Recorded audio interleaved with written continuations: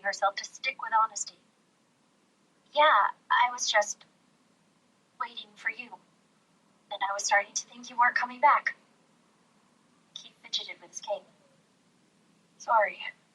I wanted to see what would happen if I had Sylvie fly me around in the void while I talked in my mom's voice.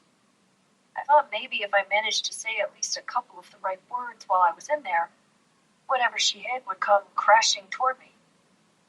Did it work? Not particularly. And in case you were wondering, the void never gets any more exciting. It's just darkness, and more darkness. And oh, hey, even more darkness. I'm sure Tammy Boy would love it. Man, I'm glad to see color again. His eyes shifted to the vibrant red of her tunic, then quickly away. Sophie felt her cheeks warm. You could have taken me with you, or at least left me another note telling me where you went. So she asked, do you want to go for a walk? And breathed a sigh of relief when Keith agreed. Are we heading anywhere in particular? He asked, as she led him into the pastures. Not really. I just need to move. I've been stuck in one place for way too long. I know the feeling. And if you don't have a specific spot in mind, then follow me. I found the coolest place the other night after training with Grady. Sorry, she mumbled, as she crashed into his back and clung to his shoulders like a Sophie koala. Then she couldn't help noticing how good he smelled. Like wind and salt air and something a little citrusy. Okay? He asked when she didn't let go. Did you hurt your ankle? No, just, getting my bearings. Will this help? Keith asked, taking one of her hands and shifting their positions so they were now walking side by side. And she couldn't answer because Keith was holding her hand.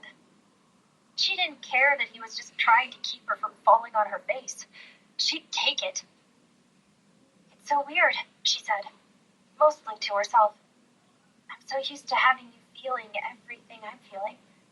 It's strange not having you call me out on it all the time. Tell me about it, he grumbled. Sorry, I didn't mean... It's okay, Foster. I know what you meant. And just so you know, I can still pick up on certain things, especially from you. Pretty sure your emotions will always be stronger than everyone else's. Really? She couldn't help smiling when he nodded. It was nice to know she made a little more of an impact. I just wish I could get back to how it used to be, Keith said quietly. It's hard not getting the whole picture. Makes me not want to trust anything I'm feeling, if that makes sense.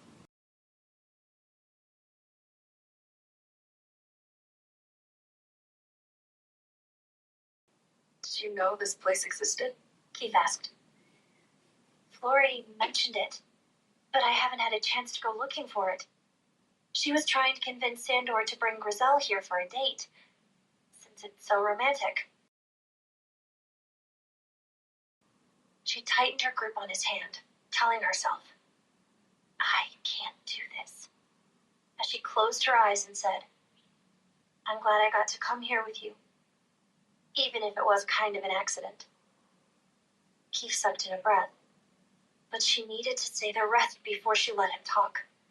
Otherwise, she was never going to get through it. I know you said you got over a bunch of things after you left the Lost Cities. And I'm sure that probably includes the stuff you told me in your note. And I know you said you're not looking for a relationship right now, and I get it. But it makes me a little sad.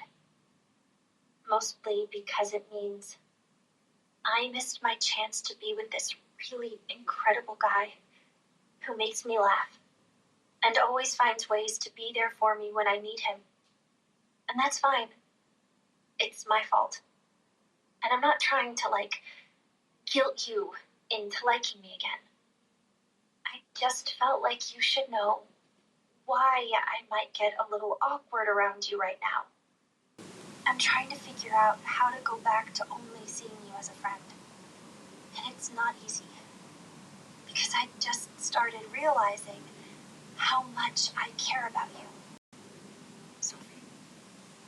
Keith's voice was barely a whisper, and it sounded so much closer. He said her name again before she scraped together the courage to open her eyes and find him standing right in front of her, staring at her like...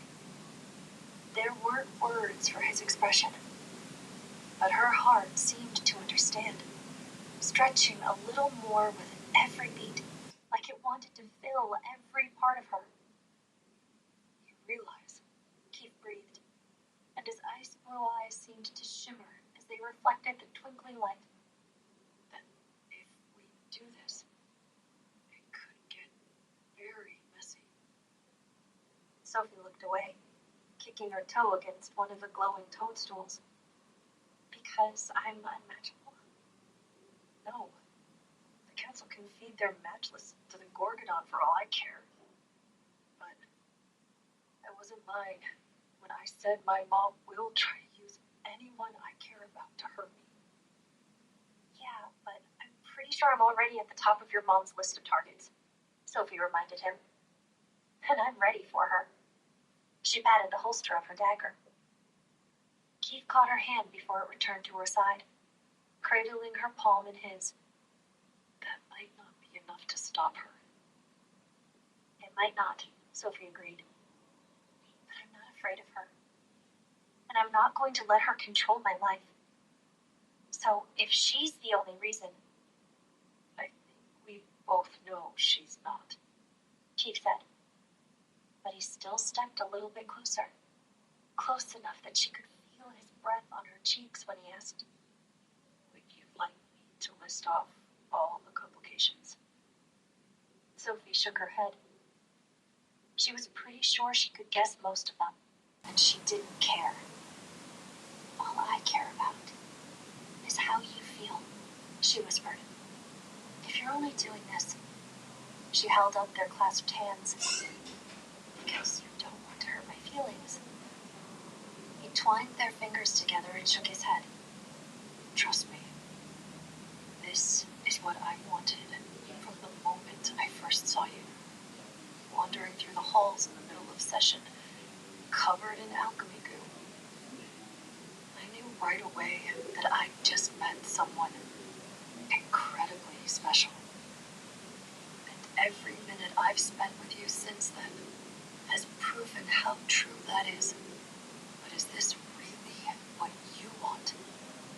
He squeezed her hand, and she could feel him shaking a little when he admitted, I can't tell what you're feeling. And it's seriously terrifying. So she tilted up on her toes and leaned forward, meeting his eyes as she lined her lips up with his, careful to leave a tiny wisp of space. A chance for him to change his mind. Keith closed the distance between them. And then, everything was new. The soft press of his lips against hers, the way their breath seemed to fall perfectly into sync, while her heart and her brain screamed, finally! Some tiny part of her had always wondered if kissing could really be as great as everyone claimed. But kissing Keith was so much better. He was the one to finally pull away, leaning back to study her in the shimmering light. You're okay, right?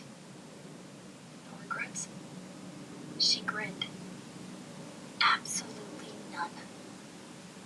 His relieved smile was the sweetest thing she'd ever seen. But it faded a little as he leaned his forehead against hers. I don't want to mess this up, He whispered. Please don't let me mess this up. I won't, she promised, tilting her chin up to steal another quick kiss. But someone cleared their throat, and Sophie and Keith practically flung themselves as far apart as they could get. I'm very sorry to interrupt, but you have a visitor, Miss Foster, and I thought you might want a moment to collect yourself.